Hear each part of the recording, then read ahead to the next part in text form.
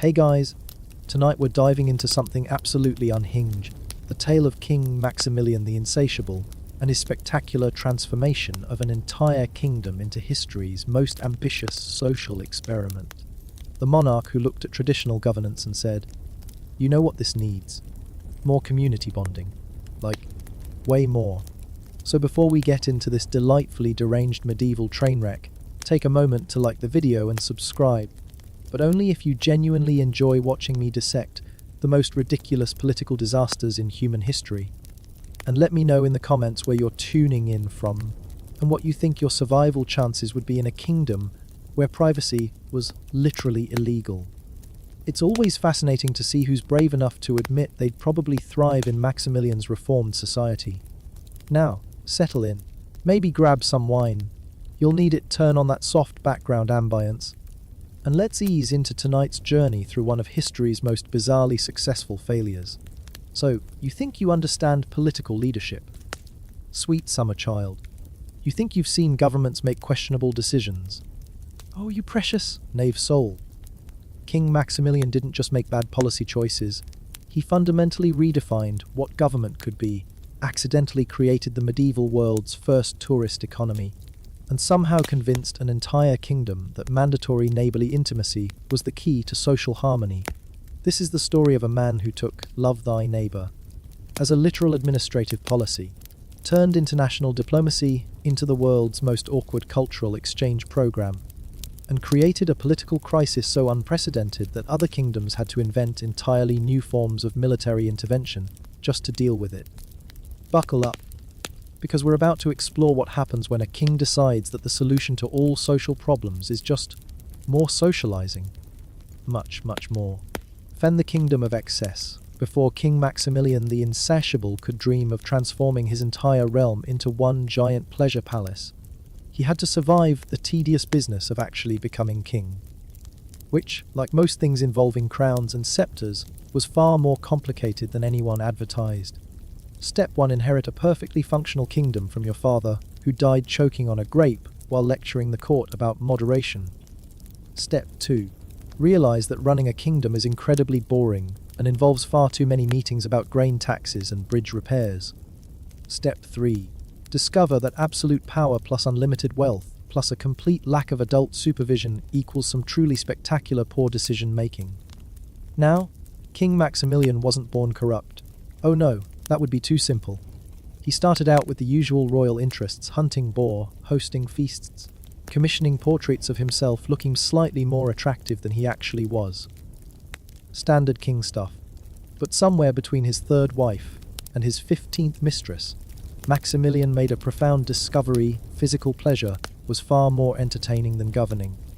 And if a little was good, then surely a lot was better, and surely an absolutely catastrophic amount was best of all. The transformation didn't happen overnight. Rome wasn't built in a day, and kingdoms aren't ruined in one either. Though Maximilian certainly tried his best to set some sort of speed record, it started innocently enough. Well, innocent by royal standards, which admittedly set the bar somewhere around ankle height. The king began hosting what he called evening entertainments for the court. Nothing too scandalous at first, just some wine, some music, some dancing, and the occasional courtier disappearing behind a tapestry with someone who definitely wasn't their spouse. The nobles loved it. Finally, a king who understood that politics should be fun. But Maximilian was the kind of man who, upon discovering fire, immediately wondered what would happen if he set the entire forest ablaze just to see the pretty colors. Give him a taste of something pleasant, and he'd find a way to turn it into a lifestyle, then a philosophy, then a form of government. The evening entertainments grew longer and louder, and significantly more creative in their interpretations of what constituted appropriate courtly behavior. The palace staff, initially shocked, gradually developed the 1,000-yard stare of people who had seen things that would make a sailor blush and a priest change careers. They learned to knock very loudly before entering any room, to always carry extra sheets, and to never ever ask what that stain was. The Queen, a remarkably patient woman named Constance, initially tried the subtle approach. She'd suggest perhaps the king might enjoy reading a book, or taking up chess, or maybe just having a quiet evening discussing fiscal policy. Maximilian would nod agreeably, pat her hand, and then immediately order the construction of a new wing of the palace, specifically designed for recreational activities. The architects didn't ask questions. The architects were well paid not to ask questions. Now, you might wonder how exactly a king goes from hosting rowdy parties to attempting to convert an entire kingdom into what historians would later delicately refer to as a realm of unconventional social customs. The answer, like most disasters, is gradually, then suddenly.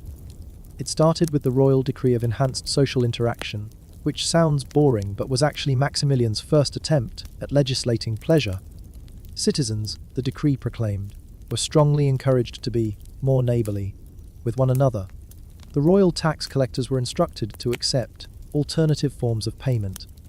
For those who were short on coin but long on enthusiasm, the church was gently requested to broaden their interpretation of fellowship. The archbishop, a man named Benedict who had spent 40 years believing that the path to salvation involved a great deal of kneeling and very little fun, read the decree 3 times before his left eye began twitching uncontrollably. He requested an audience with the king, bringing along his most serious-looking bishops and a leather-bound copy of scripture that he wielded like a weapon. "Your Majesty," Archbishop Benedict began, his voice trembling with the effort of remaining diplomatically calm, "perhaps we might discuss the theological implications of your recent policy changes." King Maximilian, who was receiving this audience while lounging on a throne that had been recently redesigned to accommodate reclining in various positions, waved a jeweled hand dismissively. "Oh, Benedict, my dear fellow, theology is so complicated, all those rules and restrictions. Surely God wants his people to be happy. Well, yes, but... And surely happiness comes from connection, fellowship, unity." The king's eyes gleamed with the particular light that appears in the eyes of men who have convinced themselves that their terrible ideas are actually brilliant innovations. Archbishop Benedict opened his mouth, then closed it, then opened it again like a fish gasping on dry land. He was a learned man, educated in rhetoric and debate, but he had not been prepared for a theological discussion with a king who was using euphemisms so creative they barely qualified as language. "Your Majesty," he finally managed, "I fear there may be some misunderstanding about the nature of Christian fellowship." "Nonsense," Maximilian declared, rising from his throne with the enthusiasm of a man who had just solved world hunger. "I've given this considerable thought. People are unhappy because they're isolated from one another. Lonely, disconnected. What if we created a kingdom where everyone was connected?" The bishops exchanged glances. These were men who had spent their lives studying the subtle nuances of theological debate, and they could sense that this conversation was rapidly approaching heretical territory at the speed of a runaway horse. Perhaps, Archbishop Benedict suggested carefully, "Your Majesty might consider other forms of social unity. Charitable works, community festivals, shared meals." King Maximilian's face lit up. "Shared meals? Yes, but not just meals. Shared everything." "Shared experiences, shared pleasures, shared..." He trailed off, gesturing vaguely in a way that made several bishops cross themselves reflexively. And that was how the kingdom of Valdoria found itself under the rule of a monarch who had somehow convinced himself that the solution to all social problems was mandatory intimate community bonding. The implementation of what court historians would later euphemistically call the Great Social Experiment began with the royal household. The king issued proclamations declaring that privacy was a form of selfishness, that personal boundaries were barriers to true understanding, and that the only path to genuine happiness was through radical openness with one's fellow citizens. The nobles, being nobles, initially assumed this was some sort of elaborate metaphor for increasing charitable donations or perhaps hosting more dinner parties. They nodded politely, agreed that yes, the kingdom could certainly use more unity, and went about their business. It took several weeks before they realized the king was being absolutely, horrifyingly literal. The first sign that something had gone seriously wrong was when the palace guards stopped wearing armor and started wearing what could generously be described as decorative accessories. The second sign was when the throne room was redesigned to include what the royal archists called comfort areas. and what everyone else called, "Oh dear God, what is happening to our kingdom?" Lord Chancellor Reginald, a man who had served 3 kings and prided himself on his ability to navigate political crises, found himself completely unprepared for a situation where the crisis was that his king had apparently lost his mind in the most spectacularly inappropriate way possible. "Your Majesty," he said during what was supposed to be a routine morning briefing, "the grain harvest reports are ready for your review, and the ambassador from Northmark is requesting an audience regarding the trade agreement." King Maximilian, who was receiving this briefing while receiving what appeared to be some sort of message from multiple attendants, waved a distracted hand. Yes. "Trade agreements. Very important. Tell the ambassador that Valdoria is now open to all forms of exchange. Cultural, economic, personal." Lord Chancellor Reginald stared at his king, trying to process what he was seeing. "Sir, the ambassador is a 60-year-old man with a wife and 7 children who's here to discuss grain shipments." Perfect, the king declared. the more the merrier. "Diversity is the spice of life, Reginald. We must embrace all forms of human experience." "Sir, I don't think you understand." No, Reginald. It's you who doesn't understand. We're creating something revolutionary here. A kingdom without barriers, without inhibitions, without clothes, apparently." He gestured to one of the attendants, who had apparently decided that traditional servant attire was too restrictive for their duties. Lord Chancellor Reginald closed his eyes and counted to 10, then to 20, then gave up and counted to 100. When he opened them again, the scene had not improved. If anything, it had become more surreal. "Your Majesty," he said slowly, as if speaking to someone who might not understand the language, "you do realize that you're the king of an actual kingdom, with actual subjects, who expect you to actually govern them." King Maximilian's expression grew serious for a moment, and Reginald felt a flash of hope that perhaps some remnant of royal responsibility remained in his monarch's pleasure-addled brain. "You're absolutely right, Reginald," the king said solemnly. "I have been neglecting my subjects. How selfish of me to keep all this joy confined to the palace. We must share it with everyone." And that was how Lord Chancellor Reginald learned that sometimes getting exactly what you ask for is the worst possible outcome. The Royal Proclamation of Universal Fellowship was posted throughout the kingdom on a Tuesday morning, which would later be remembered as the last Tuesday that Valdoria resembled a normal country. The proclamation, written in the king's own handels, or possibly dictated to a scribe who was too shocked to refuse, declared that all citizens were henceforth required to embrace the fullness of human connection, and to cast aside the artificial barriers that separate us from our truest selves. The common people, upon reading this proclamation, had roughly the same reaction as Archbishop Benedict had experienced: confusion, followed by dawning horror, followed by frantic attempts to pretend they had misunderstood. But King Maximilian was nothing if not thorough in his insanity. He dispatched royal messengers to every village and town, carrying detailed instructions on how to properly implement the new social order. These instructions, which had apparently been compiled by someone who had never actually lived in the real world, included diagrams, schedules, and a surprisingly comprehensive list of approved recreational activities. The village of Lower Millbrook, a peaceful farming community of about 300 souls, received their royal messenger on a Wednesday afternoon. The messenger, a young man named Thomas, who had drawn the short straw among the palace staff, stood in the town square looking like he wished the earth would swallow him whole. "Citizens of Lower Millbrook," he announced in a voice that cracked twice during the salutation, "by royal decree of His Majesty King Maximilian, you are commanded to... He looked down at the scroll in his hands as if it might have changed when he wasn't looking. "To establish a community fellowship program designed to promote maximum social integration through intimate neighborly cooperation?" The villagers stared at him. Mrs. Henderson, who ran the bakery, spoke for everyone when she said, "What?" Thomas cleared his throat and tried again. "The king has determined that happiness comes through connection. Physical connection. With your neighbors, all of them, regularly. Starting immediately." The silence that followed was the kind of silence that occurs when an entire group of people simultaneously realizes they're living through something that will be talked about for generations, assuming any of them survive to tell the story. Old man Peterson, who had been alive for 73 years and thought he had seen everything, raised his hand tentatively. "Son," he said carefully, "are you saying what I think you're saying?"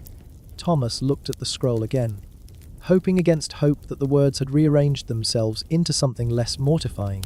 They had not.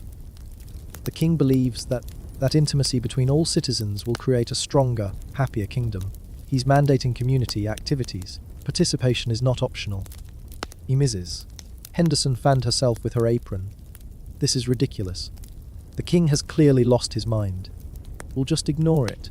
But they couldn't ignore it, because King Maximilian had thought of that too.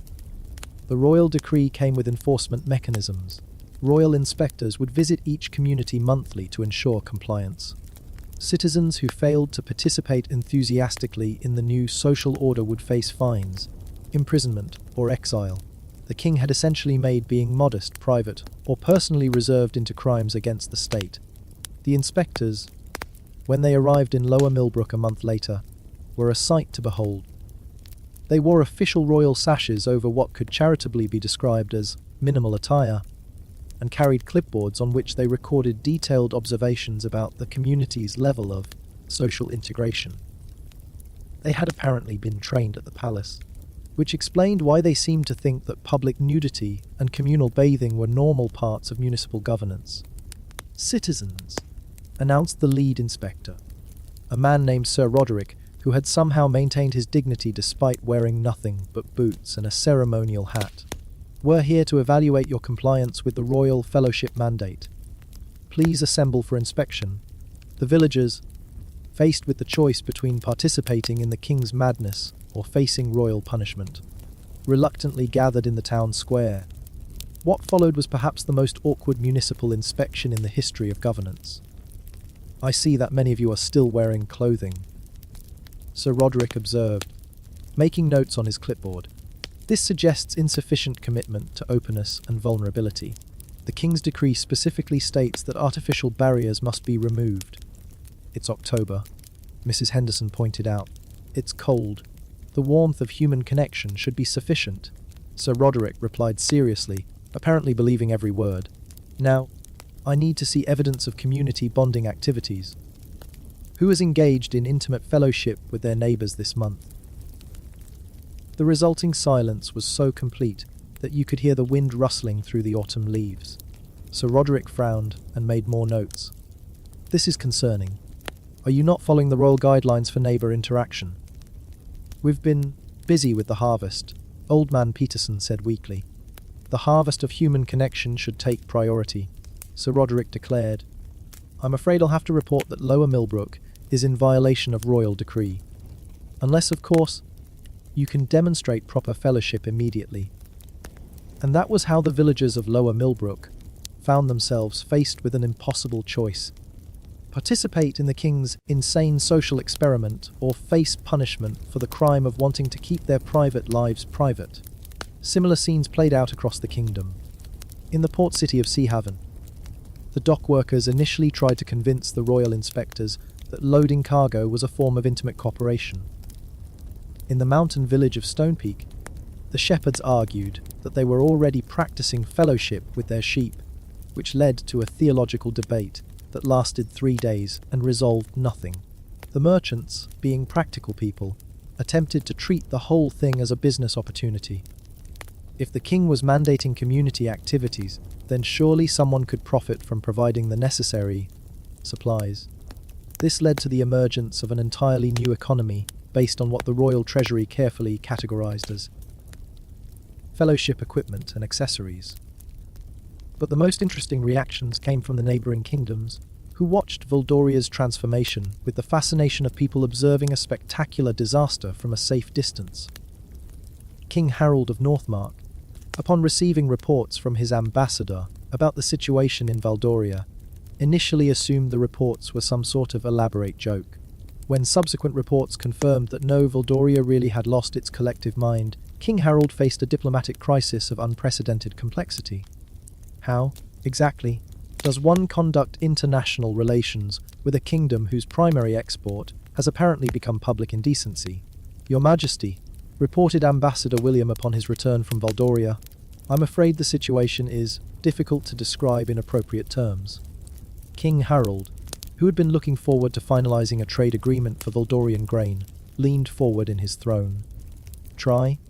Ambassador William, a man who had spent 20 years navigating delicate diplomatic situations, stared at the floor and wished he had chosen a different career. The King of Valdoria has redefined the concept of statecraft. Their court ceremonies now involve activities that would be illegal in most civilized nations. Their trade negotiations are conducted in informal settings, and their diplomatic protocols have been replaced with what they call authentic human interaction. What does that mean? It means, Your Majesty, that when I attempted to discuss grain shipments, I was invited to participate in a group activity that I cannot describe without blushing. King Harold stared at his ambassador for a long moment. Are you telling me that King Maximilian has turned his entire kingdom into some sort of... What's the word, brothel? I would say that's an oversimplification, but not an inaccurate one. The news of Valdoria's transformation spread through the diplomatic community like wildfire. Other kingdoms found themselves in the awkward position of having to decide whether to maintain relations with a nation that had apparently abandoned all conventional standards of behavior. The Pope, upon receiving reports from Archbishop Benedict's, who had fled Valdoria in the middle of the night, carrying only a small bag of belongings and a haunted expression, declared Valdoria a realm of moral corruption and excommunicated the entire kingdom. This was unprecedented. Usually, excommunication was reserved for individuals, not entire countries. The Holy Roman Emperor issued a decree declaring that Valdoria was no longer to be considered a Christian nation, and forbade trade with them until they returned to the path of righteousness. The French king, not to be outdone, declared that Valdorian ambassadors were no longer welcome at court unless they agreed to wear appropriate clothing and conduct themselves in accordance with civilized standards. But the most dramatic response came from the Kingdom of Isma, whose young queen, Isabella, decided that the situation in Valdoria represented a clear threat to regional stability and moral order. Queen Isabella was the kind of monarch who actually read philosophical treatises for fun and had strong opinions about the social contract between rulers and subjects. She also happened to command one of the finest military forces in the region, having inherited both a well-trained army and a treasury full of gold from her late father. When reports reached her court about the Valdorian situation, as it was becoming known, Queen Isabella convened her council for what would later be remembered as the most surreal strategy meeting in military history. Gentlemen, she announced to her assembled generals, we face an unprecedented challenge. Our neighbor to the west has apparently descended into complete moral anarchy. The question before us is whether this represents a military threat that requires intervention. General Marcus, a grizzled veteran of numerous border conflicts, raised his hand tentatively. Your Majesty, forgive me, but I'm not entirely clear on the nature of the threat. Are they raising an army, threatening invasion, planning raids on our territory? Queen Isabella consulted the reports on her desk, which had grown to a substantial pile as more information arrived from her network of spies and informants. Not exactly. They appear to be recruiting. King Maximilian is sending envoys to other kingdoms, attempting to spread his philosophy. He's claiming that his new social order represents the future of human civilization. Are people listening to him? Asked General Thomas, who was trying very hard to maintain a professional demeanor. Disturbingly, yes. There are reports of Valdorian refugees arriving in other kingdoms, but also reports of citizens from other kingdoms attempting to emigrate to Valdoria. Apparently, some people find the king's message appealing. The generals exchanged glances. They were military men, trained to deal with conventional threats like invasions, sieges, and territorial disputes. The idea of combating an ideology based on public nudity and mandatory intimacy was somewhat outside their area of expertise. What exactly would we be fighting against? General Marcus asked. I mean, tactically speaking. Do we charge in with swords drawn against people who aren't wearing armor? Or clothes? It seems unsporting. Queen Isabella had been wondering the same thing. Traditional warfare assumed that your enemy was, at minimum, dressed for battle. The logistics of fighting an army that considered clothing optional were genuinely puzzling. Perhaps, she said slowly, the solution is not military intervention, but rather containment. We ensure that the Valdorian madness doesn't spread beyond their borders, and we wait for the situation to resolve itself. But the situation showed no signs of resolving itself. If anything, it was getting worse. Back in Valdoria, King Maximilian had moved beyond simply mandating community fellowship among his existing subjects. He had begun actively recruiting new citizens from other kingdoms, promising them freedom from the oppressive social conventions that restricted human happiness in their homelands. The recruitment campaign, led by a man named Sir Geoffrey, who had apparently decided that traditional diplomatic attire was too restrictive for international travel, involved travelling to neighbouring kingdoms and giving public presentations about the Valdorian way of life. These presentations, held in taverns and town squares, attracted curious crowds who came to see what all the fuss was about. Sir Geoffrey, speaking with the fervour of a true believer, would explain how Valdoria had discovered the secret to human happiness through the elimination of privacy, personal boundaries, and social inhibitions. Citizens of Northmark, he would declare, standing on whatever makeshift stage he could find. Are you tired of living in a society that forces you to hide your true nature? Are you wary of laws and customs that prevent you from experiencing the full range of human connection? Come to Valdoria, where every citizen is free to express themselves completely, without judgment or restriction. The reactions to these presentations varied widely. Some people were scandalized and demanded that Sir Geoffrey be arrested for public indecency. Others were intrigued by the promise of a society without social constraints.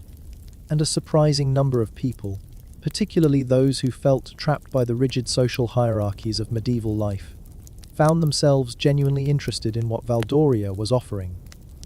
The problem was that the people who were attracted to Sir Geoffrey's message were not necessarily the kind of people you wanted flooding into your kingdom. They tended to be individuals who already had conflicts with authority, people who were dissatisfied with their current circumstances, and those who interpreted freedom from social constraints in ways that would make even King Maximilian reconsider his policies. The city of Merchants Bay in the Kingdom of Westport experienced this firsthand when Sir Geoffrey's recruitment presentation attracted a crowd that included several wanted criminals, a group of political radicals, and at least one person who was probably insane. When these individuals subsequently attempted to implement Valdorian principles in the local tavern, the result was a riot that required the city guard to restore order. Similar incidents occurred throughout the region as Sir Geoffrey's recruitment tour continued. The mere mention of Valdoria was beginning to cause public disturbances, and several kingdoms issued warrants for Sir Geoffrey's arrest on charges of inciting public disorder. But Sir Geoffrey was just one recruiter. King Maximilian had dispatched dozens of them, each carrying the same message of liberation through intimate community bonding. They were spreading across the continent like particularly inappropriate missionaries, and their success rate was disturbingly high. The numbers were becoming impossible to ignore. Royal tax collectors reported a steady stream of emigration from other kingdoms into Valdoria. Trade routes were disrupted as merchants refused to enter Valdorian territory. Border guards found themselves dealing with increasingly bizarre situations as refugees fled both to and from the kingdom. The most telling statistic came from the Valdorian treasury, which reported a surprising increase in revenue despite the apparent breakdown of normal governmental functions. Apparently, the kingdom's new tourism industry was booming. People from across the continent were travelling to Valdoria, not as permanent emigrants, but as visitors curious to experience the kingdom's unique social customs. This pleasure tourism, as it came to be known, created an entirely new economic sector. Valdorian innkeepers found themselves hosting guests who had very specific expectations about their accommodations. Local craftsmen discovered a market for specialized furniture and equipment. And the kingdom's food merchants learned that certain consumables had become surprisingly popular with visitors. The irony was not lost on observers that King Maximilian's abandonment of traditional governance had somehow resulted in the most economically successful period in Valdoria's history. The kingdom was attracting more foreign currency than ever before, unemployment had virtually disappeared, and the population was growing rapidly. Of course, none of this addressed the fundamental question of whether what was happening in Valdoria could actually be sustained long-term, or whether it represented a viable form of civilization. That question became increasingly urgent as reports arrived of other kingdoms beginning to experience Valdorian influence. In the southern province of the Empire of Solaria, a group of nobles had attempted to establish a fellowship community based on Valdorian principles. The experiment had lasted exactly 3 days before the provincial governor arrived with troops to restore order. In the free city of Goldport, the Merchant Guild had voted to allow alternative payment methods for certain transactions, leading to what historians would later call the Great Commercial Scandal of 1463. The city council was forced to issue emergency regulations clarifying that municipal business would continue to be conducted in conventional currencies and with all parties appropriately clothed. Even the usually stable kingdom of Ironhold experienced unrest when a group of young nobles returned from a visit to Valdoria and attempted to implement what they called authentic social practices at the royal court. The incident was quickly contained, but not before several diplomatic marriages had to be hastily renegotiated. The pattern was becoming clear. Exposure to Valdorian culture was having a destabilizing effect on the social order throughout the region. What had begun as one kingdom's eccentric experiment was becoming a continent-wide problem. Queen Isabella, monitoring these developments from her capital city, realized that her policy of containment was failing. The Valdorian ideology was spreading despite her best efforts to prevent it, and the situation was beginning to threaten regional stability. Gentlemen, she announced to her council during an emergency session, it appears that the Valdorian problem will not resolve itself. We need to take decisive action. What kind of action? Asked her chief advisor, Lord Chancellor Edmund. Military intervention. We're going to invade Valdoria and restore proper government. The room fell silent. Everyone understood the implications of what she was proposing. It would be the first war in history, fought specifically to force a foreign kingdom to put their clothes back on and stop having community fellowship activities. Your Majesty, General Marcus said carefully, I feel compelled to point out that this will be a rather unique military campaign. Our soldiers will be fighting against people who might not be wearing armor or clothes. It raises certain ethical questions about the conduct of warfare. Queen Isabella had considered this problem extensively. We'll provide our troops with blankets, she decided. Our objective is to capture key governmental buildings and restore normal administrative functions, not to harm civilians. Think of it as a very large-scale intervention. And what do we do with King Maximilian once we capture him? That was the question Queen Isabella had been dreading. Traditionally, when you conquered a kingdom, you either executed the king, imprisoned him, or sent him into exile.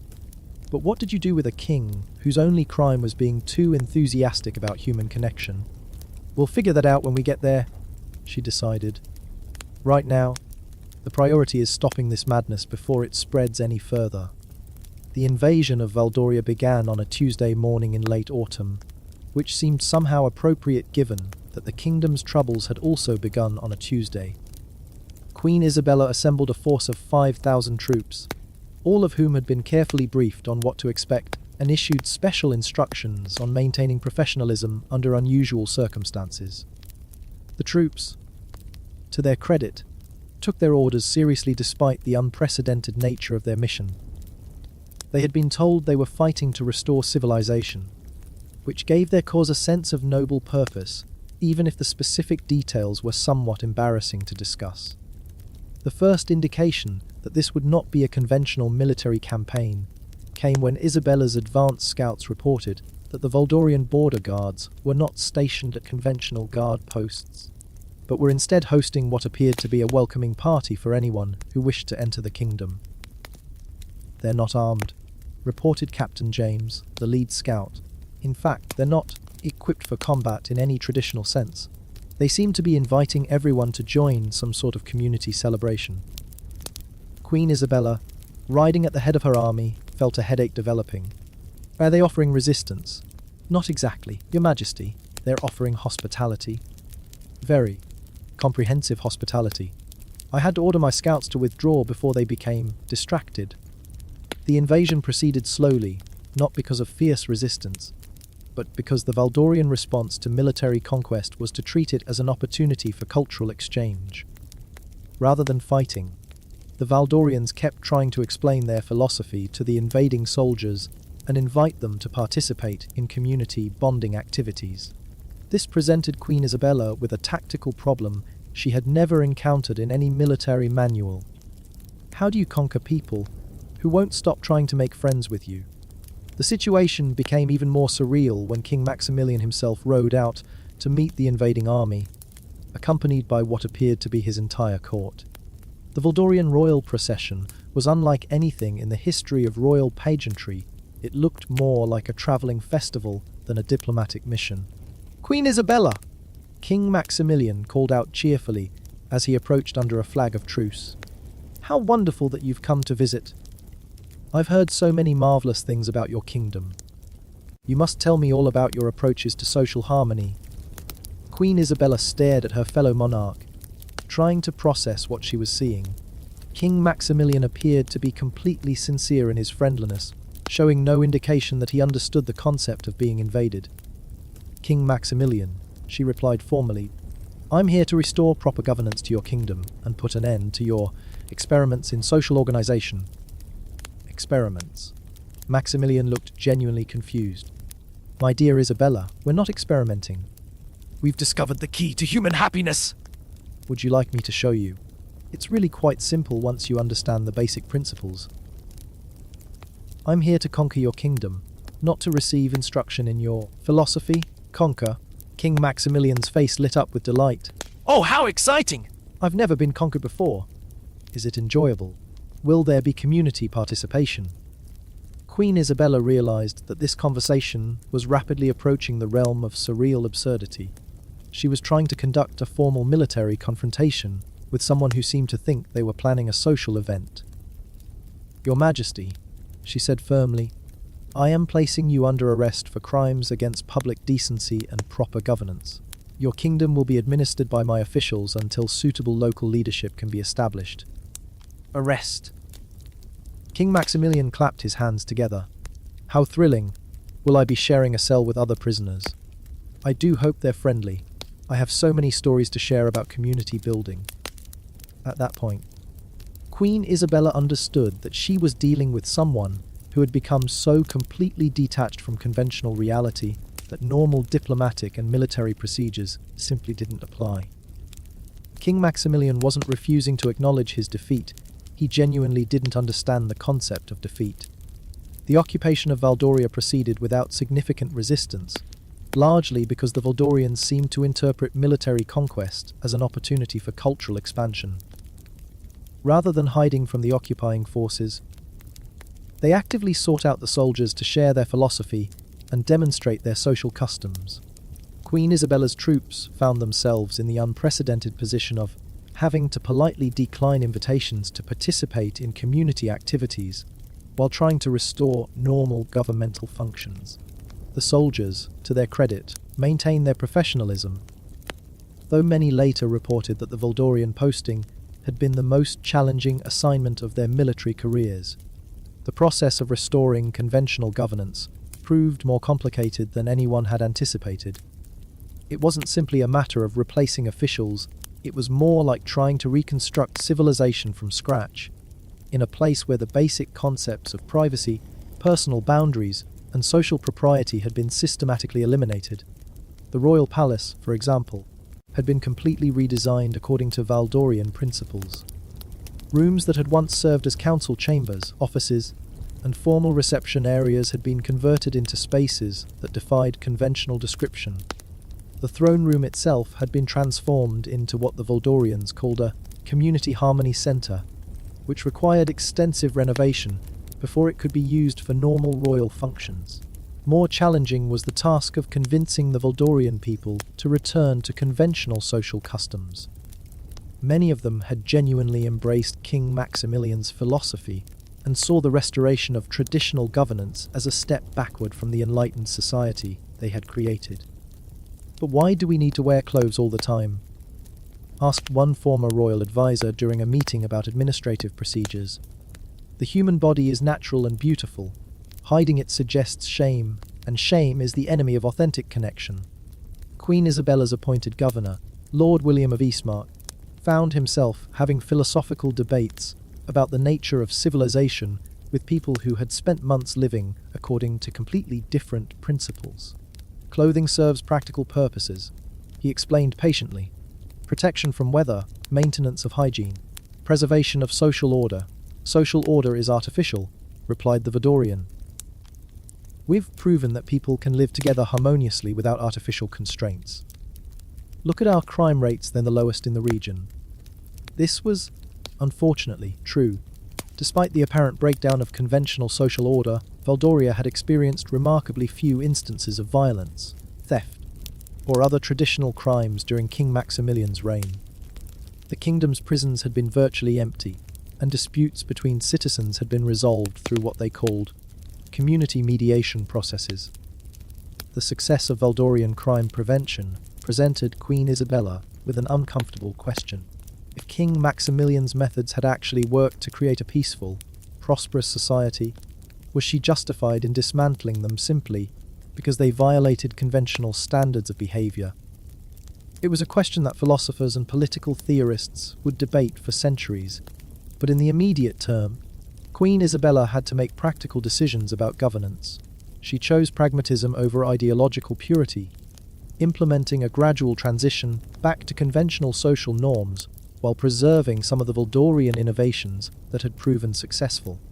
The result was a hybrid system that historians would later call Reformed Valdorianism, a form of government that maintained traditional administrative structures while incorporating community-based conflict resolution and more relaxed social customs. Citizens were required to wear clothing in public and conduct official business according to conventional protocols, but they were also encouraged to participate in community activities that promoted social bonding, albeit in ways that other kingdoms found acceptable. King Maximilian, meanwhile, was neither executed nor imprisoned. Queen Isabella, after extensive consultation with advisors, philosophers, and medical experts, concluded that the former king had not been malicious or genuinely insane, but had instead become so enthusiastic about his discovery of human connection that he had lost perspective on the broader responsibilities of leadership rather than punishing him. She offered him a position as Special Advisor on Community Relations, a role that allowed him to continue promoting social harmony while preventing him from implementing policies that might destabilize entire kingdoms. Maximilian accepted the position with characteristic enthusiasm, apparently viewing it as an opportunity to spread his message through more appropriate channels. The international response to Queen Isabella's intervention was overwhelmingly positive. Other kingdoms praised her decisive action in containing what had become known as the Valdorian crisis. Though privately many royal courts were relieved that someone else had volunteered to deal with the problem. The Pope issued a special blessing for Queen Isabella's forces, declaring them defenders of Christian virtue and proper social order. The Holy Roman Emperor sent a formal letter of commendation, along with a substantial donation to help fund the reconstruction of Valdorian society. Even kingdoms that had no direct interest in the region sent diplomatic messages, expressing their appreciation for Isabella's intervention. But perhaps the most interesting response came from the scholars and philosophers who had been following the Valdorian experiment with academic fascination. Universities across Europe dispatched researchers to study what had happened in Valdoria, hoping to understand how an entire kingdom had managed to abandon conventional social organization without descending into complete chaos. The University of Paris assembled a team of theologians, political theorists, and natural philosophers to conduct what they called the Great Valdorian Study. Their mission was to document the kingdom's social experiment and analyze its implications for understanding human nature and political organization. Professor Jean-Baptiste de Montclair, the lead researcher, arrived in Vadoria 6 months after Queen Isabella's intervention, expecting to find a society in ruins. Instead, he discovered a remarkably stable community that had somehow managed to combine elements of conventional governance with innovative approaches to social organization. The most striking observation, he wrote in his initial report, is that the Valdorian people do not appear traumatized by their experience. On the contrary, many express nostalgia for what they call the time of openness, and maintain that they learned valuable lessons about human connection during King Maximilian's reign. The professor's research team spent 2 years in Valdoria, documenting everything from economic systems to conflict resolution methods. Their findings challenged many assumptions about the relationship between social order and human behavior. For example, they discovered that the Valdorian approach to property rights had been surprisingly sophisticated. Rather than abolishing private ownership entirely, King Maximilian had implemented a system of community stewardship, where individuals retained personal possessions but shared resources according to collective need. This had resulted in more efficient resource distribution and reduced inequality without destroying individual initiative. Similarly, the Valdorian justice system had evolved into something that resembled modern concepts of restorative justice. Instead of punishing criminals through imprisonment or physical punishment, the kingdom had developed community-based processes for addressing wrongdoing that focused on healing relationships and preventing future crimes. Their approach to criminal justice, Professor de Montclair noted, appears to be based on the radical premise that most antisocial behavior stems from isolation and disconnection from the community. By ensuring that every citizen feels genuinely connected to their neighbors, they have eliminated many of the root causes of crime. The economic data was equally surprising. Despite the apparent chaos of King Maximilian's social experiment, Valdoria had experienced unprecedented economic growth during his reign. The kingdom's gross domestic product had increased by over 300%, unemployment had virtually disappeared, and income inequality had reached historic lows. The explanation, according to the research team, lay in the kingdom's radical approach to labor organization. Instead of traditional employment relationships, Valdorians had developed what they called contribution communities, where people worked according to their abilities and interests rather than rigid job descriptions. This had resulted in higher productivity, greater job satisfaction, and more efficient allocation of human resources. The Valdorian economy, the researchers concluded, demonstrates that conventional assumptions about workplace hierarchies and competitive motivation may not be as essential to prosperity as previously believed. Their collaborative approach to production has achieved results that surpass those of traditional economic systems. But the most controversial findings concern the psychological and social effects of the Valdorian experiment. Contrary to expectations that the breakdown of social boundaries would lead to increased conflict and instability, the research team found that Valdorians reported higher levels of happiness, life satisfaction, and mental health than citizens of neighbouring kingdoms. Dr. Margaret of Oxford, a natural philosopher specialising in human behaviour, conducted extensive interviews with Valdorian citizens to understand their subjective experiences during King Maximilian's reign. The most consistent theme in these interviews, she reported, is a sense of liberation from what they describe as artificial social constraints. Citizens report feeling more authentic, more connected to others, and less burdened by social anxiety and status competition. This wasn't to say that the Valdorian experiment had been without problems. The research team documented significant challenges that had emerged during the kingdom's transformation, including conflicts between citizens who embraced the new social order and those who resisted it, difficulties in maintaining relationships with other kingdoms, and practical problems related to governance and administration.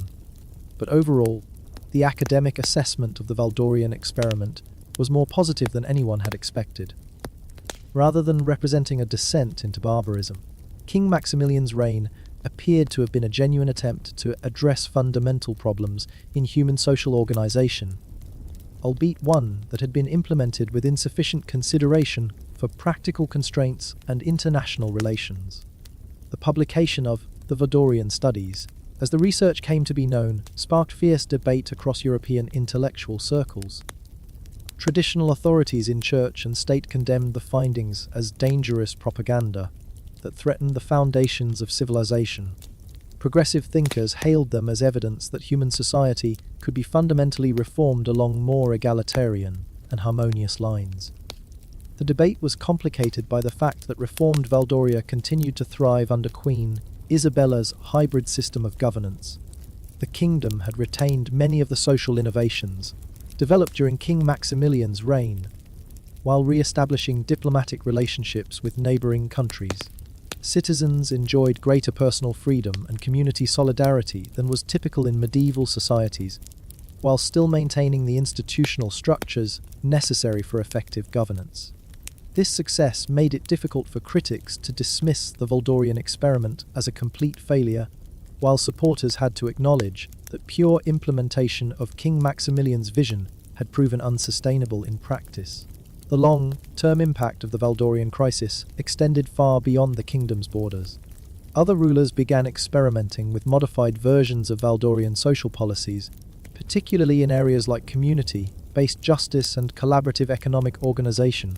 The concept of community stewardship was adopted by several kingdoms as an alternative to traditional feudal land tenure systems.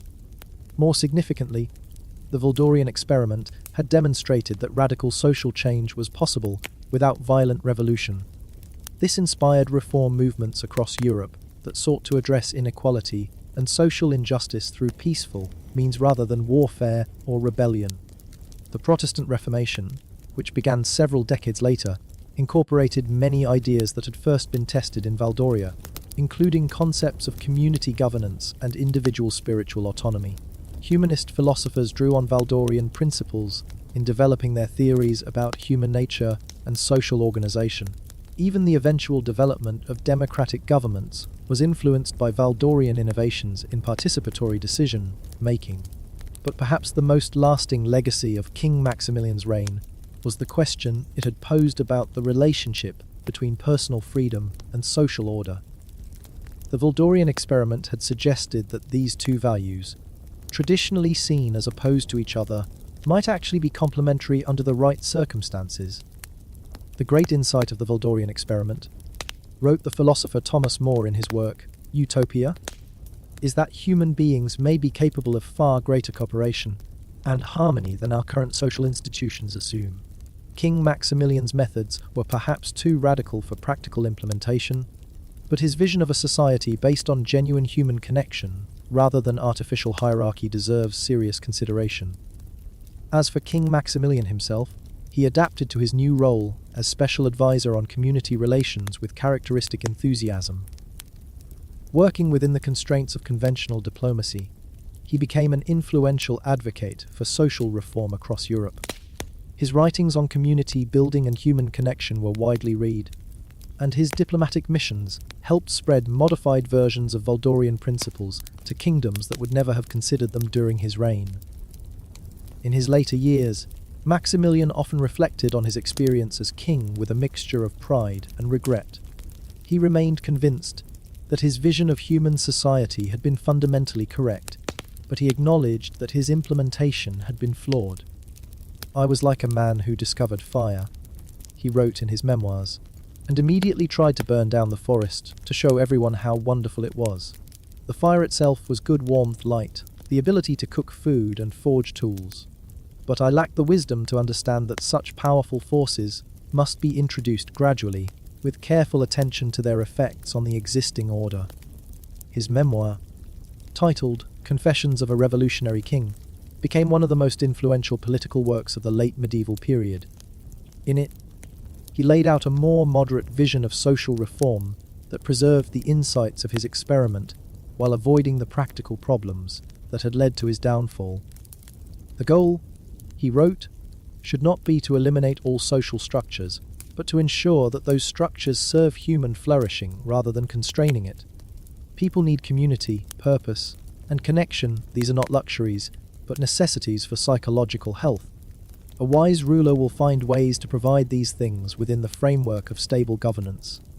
The book's publication sparked renewed interest in Valdorian principles, and led to the establishment of Maximilian societies throughout Europe, communities that attempted to implement modified versions of his social innovations. These societies, operating within conventional legal frameworks, demonstrated that many Valdorian principles could be successfully adapted to different cultural contexts. Queen Isabella, meanwhile, had become one of the most respected rulers in Europe as a result of her handling of the Valdorian crisis. Her reputation for decisive leadership and pragmatic problem-solving made her a sought-after mediator in international disputes. More importantly, her successful integration of Valdorian social innovations into conventional governance had demonstrated that progressive reform was possible without sacrificing political stability. The Kingdom of Valdoria itself became a center of innovation in political science and social organization. Scholars from across Europe came to study its hybrid system of governance, and many of its administrative practices were copied by other kingdoms. The University of Valdoria, established during the Reconstruction period, became a leading center for research in political theory and social psychology. By the time of King Maximilian's death in 1487, at the age of 63, the Valdorian experiment had been largely integrated into the mainstream of European political thought. What had once seemed like the ravings of a mad king had become recognized as an early attempt at systematic social reform. His funeral was attended by representatives from across Europe, including many who had once condemned his policies. The ceremony itself reflected the hybrid nature of reformed Valdorian society, formal enough to satisfy diplomatic protocol, but inclusive and participatory enough to honor Maximilian's vision of community solidarity. Queen Isabella delivered the primary eulogy, in which she offered a balanced assessment of his legacy. King Maximilian was a man who saw a fundamental truth about human nature, that we are social beings who need connection and community to thrive. His great insight was recognizing that many of our traditional social arrangements serve to isolate us from one another rather than bringing us together.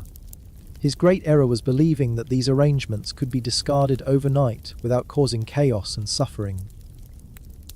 But history will remember him not for his failures, but for his courage in challenging assumptions that had been accepted without question for centuries. He forced us to ask difficult questions about how we organize our societies and whether our current arrangements truly serve human flourishing. That questioning, and the innovations it inspired, may prove to be his most valuable contribution to human civilization. The assessment proved prophetic. Within a century of Maximilian's death, most European kingdoms had adopted some form of community-based social policy. The concept of governmental responsibility for citizen welfare, revolutionary during his lifetime, became accepted as a basic principle of good governance.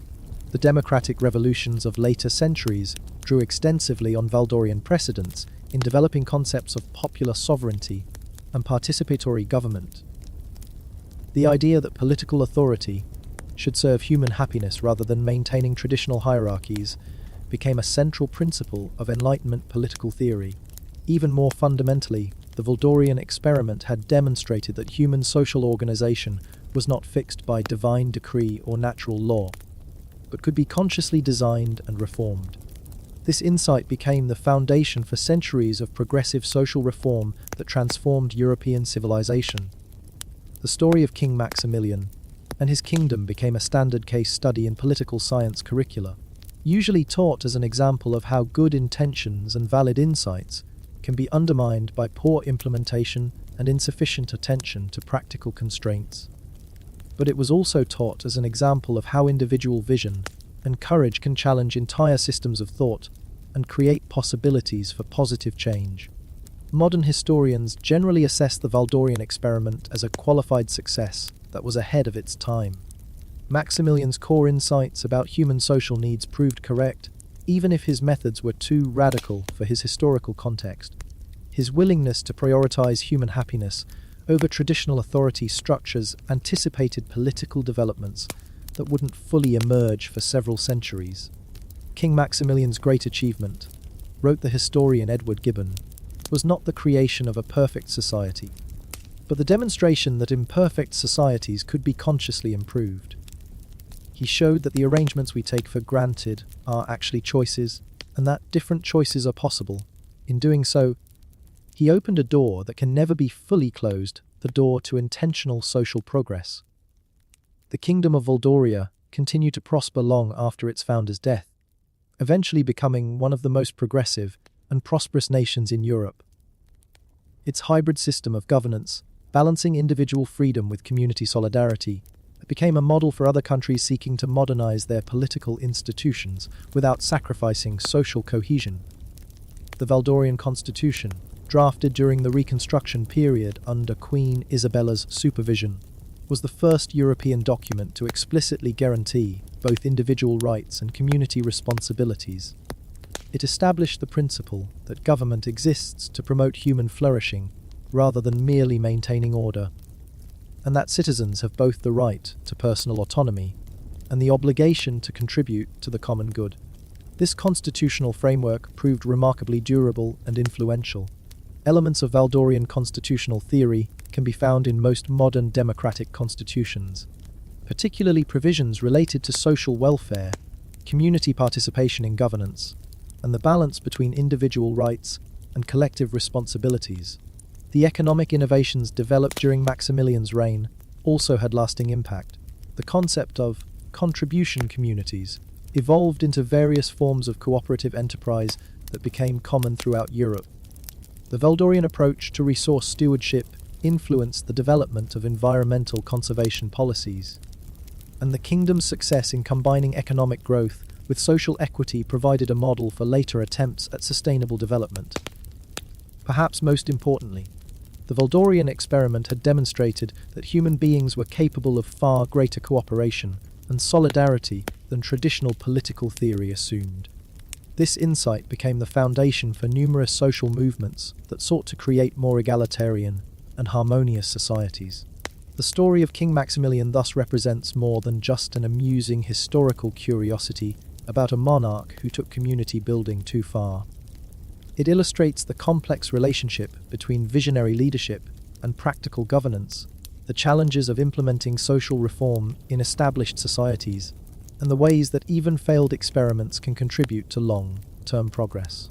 It also serves as a reminder that the social arrangements we take for granted are not inevitable or immutable. They represent choices made by previous generations, and different choices remain possible. The question is not whether change is possible, but whether we have the wisdom to pursue it in ways that build on the best of existing institutions while addressing their limitations and failures. King Maximilian's legacy ultimately transcended the specific policies he implemented or the particular kingdom he ruled. His real contribution was demonstrating that political leadership could be used to expand human possibilities rather than merely maintaining existing arrangements.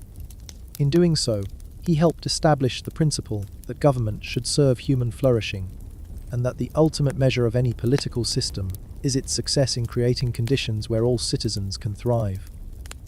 The modern world, with its emphasis on democracy, human rights, and social welfare, owes more to the mad King of Valdoria than most people realize. His vision of a society based on genuine human connection, rather than artificial hierarchy, continues to inspire reformers and visionaries who seek to create more just and compassionate civilizations. And perhaps that is the most fitting tribute to King Maximilian the Insatiable, that his dream of human beings living together in harmony and mutual support, however imperfectly he pursued it, remains alive as an aspiration that continues to guide efforts at social progress. His kingdom may have been reformed, his policies may have been modified, and his methods may have been rejected, but his fundamental insight about the importance of community and connection in human life has become an enduring part of our political consciousness. The story ends not with the defeat of a tyrant or the collapse of a failed state, but with the gradual integration of a visionary's insights into the ongoing project of human civilization. King Maximilian learned that even the best intentions require practical wisdom to succeed. But he also proved that bold vision can create possibilities that continue to inspire long after the visionary himself has been forgotten. And in the end, perhaps that is the most any ruler can hope for: not to create a perfect kingdom, but to expand the range of human possibilities and leave the world a little more open to the potential for positive change. By that measure, the mad king who loved connection too much succeeded far beyond what anyone, including himself, could have imagined. The kingdom of Valdoria stands today as a testament to the power of ideas to transform societies, the importance of balancing vision with practical wisdom, and the enduring human aspiration to create communities where everyone can flourish. It reminds us that even our most cherished assumptions about social organization are choices rather than natural laws, and that different choices, pursued with sufficient care and wisdom, remain possible. That may be the most subversive lesson of all, that the world as it is not the world as it must be. King Maximilian, in his excessive and chaotic way, proved that point beyond any doubt. What we do with that knowledge remains up to us.